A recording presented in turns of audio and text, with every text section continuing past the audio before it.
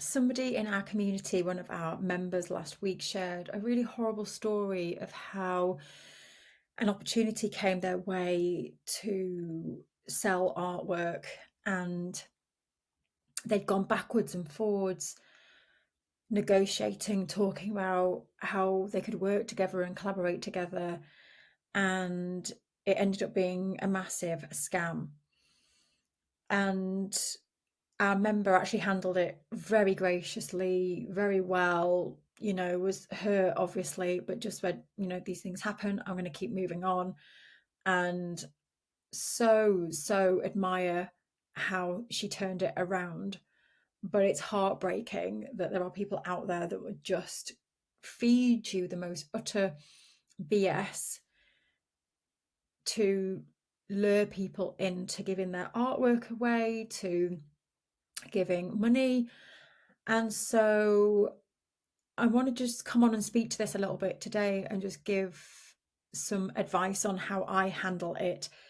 I do think I'd like to bring somebody else in who is a cyber crime expert, is a friend of mine, and I'm going to bring him in very soon to talk about the professional aspect of dealing with this kind of um horribleness that's going on online, especially right now.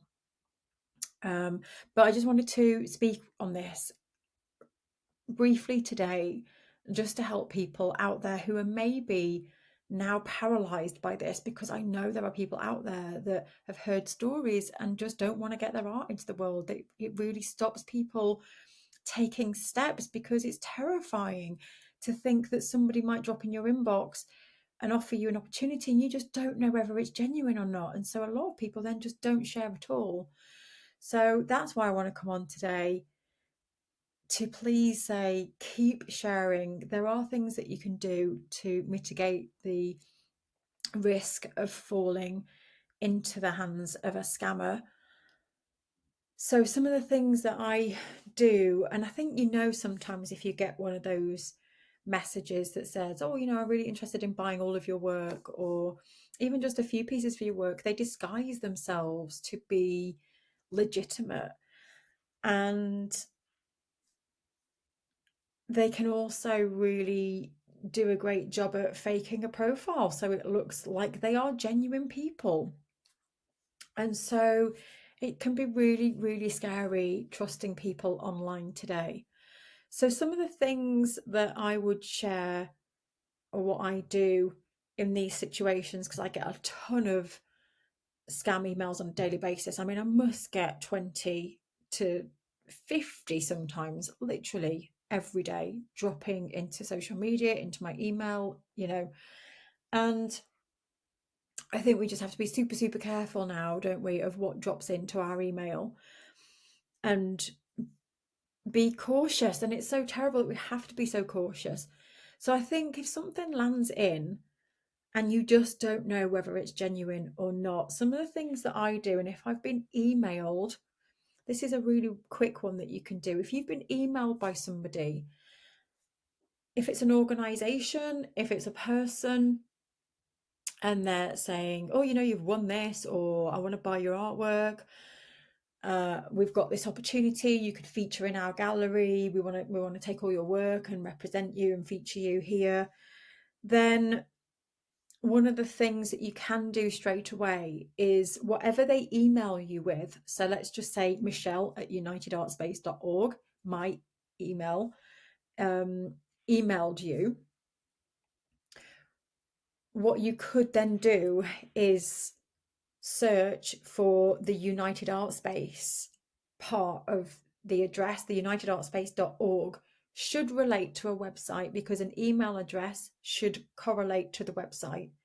So ours is at unitedartspace.org. So all of our web domain should be the same, and that should be the same for any legitimate company or organization too.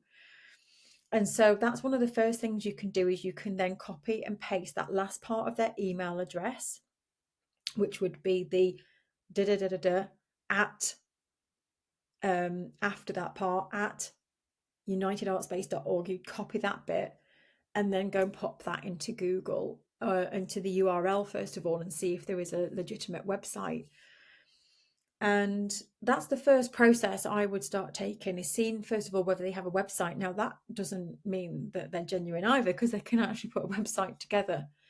But what you have then though, because firstly, sometimes a scammer just won't even go to the lengths of setting up a website, and so you can quickly sometimes deduce whether it's somebody who is just literally just sending out emails on a whim because they don't even have a website. And then, that's a red flag to me.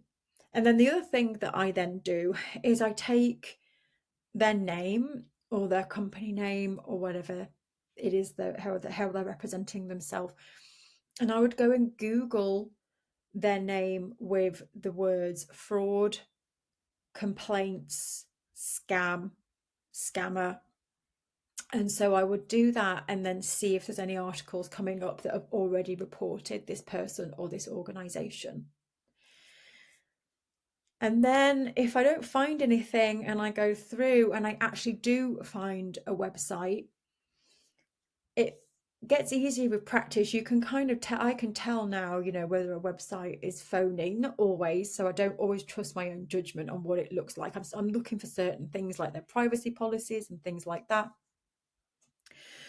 But then if they do have that website, then you can take it that step further and ask for references. So ask for, who have you worked with in the past? If it's somebody who's, giving you an opportunity, like we'd like to take your artwork and put it here, say that's fantastic. Can you send me a list of 5 artists that you've previously worked with that have legitimate profiles that I can go and check out and speak to? So always don't feel, bad for asking for references. And I think in today's world, it's expected. And so go and ask people for references and profiles of people that you can go and reach out to, and go and reach out to those people. And then you need to check the legitimacy of those people too, doing the same process that I've just kind of shared. So having a look at their profiles too. So that's another one. If somebody drops into your inbox, you go onto their website, have a look at their social media profiles, go and have a look. Not only, we're not looking at followers because people can buy followers, but how many people are following them? And again, that's not always an indication, because I'm sure they can, mess with the numbers, but how many people are actually engaging with that platform? How many people are commenting? What do the comments look like? Are they genuine? Are these people actually asking questions, engaging? Or sometimes I've looked at a profile and you can just see they've just got their friends to write on them. So that's another thing you can do. You can then go onto their social media profiles and go and have a look. You can also, if it's a company, check that it is actually a registered company. You can go and do due diligence there. In the UK, we have Companies House. You can go and check whether a company is actually registered. And I think more than ever, though, the I can't say it. Validation, validity, that's the word I was trying to say, comes from referrals and references from other people. And so if you're ever unsure as well, ask other people what they think. Ask them to look into it before you go down that road of sharing details, sharing anything related to how you work or your address or your phone number and things like that. Always check first with other people inside our hub membership. For hub members, come and drop it into our circle community and say, I'm not sure about this opportunity, what do you think? So we can give you some pointers and things to look out for and things to ask. And so at this point, then it's a case of really starting to, you should get a good sense by this point about whether this person is genuine or not. And I remember my friend Sharon saying there was a gallery in a different country who kept emailing saying, I want your work, I'd love to feature your work, you just need to ship it over. And she literally ignored it for such a long time because she thought it was a scam. And this gallery owner was persistently getting in touch. And one day she said, you know what, I'm just going to speak to this gallery owner and just see. And then had a conversation, then started looking into it, and it was a genuine it was a genuine offer. But this is what happens. People don't take up on offers sometimes because it just seems so fake and so disingenuine. And so doing as much research as you possibly can, reaching out to other artists to get that validity. I can't say the word. That reassurance. And then if you do suspect anything, sometimes it's okay to say, look, I feel vulnerable here, and I'm sure you understand online nowadays, we have to really protect ourselves. Can we come up with a way here to make sure that this is safe and this is genuine, and put it back to these people, or this person that's reaching out to you? And the other thing is, do not ship anything unless you've had payment. And so, um, this one is about protecting yourself and using payment processors that protect both parties, like PayPal, as much as possible, so that you can make sure that if you have received a payment via PayPal and the goods are shipped, that there's a protection there. And I know that, again, that's not always 100% protection. And if something happens and they withdraw the funds, you have to go and appeal. You have to put all these things into PayPal. But it's still another layer, and it's just layering up these points of kind of like security and protection that just help mitigate the collateral damage of you losing out, basically. um and I think looking at Trustpilot is another organization where you can actually go and have a look for reviews. So the other way to search for people using their name or title in Google is, United Art Space scam, but also United Art Space reviews, United Art Space feedback, and searching. Then also, if you don't find anything about scam, have a look to find reviews, have a look to find if there is anything on the internet about this person being genuine. Is there any testimonials or feedback from other people too?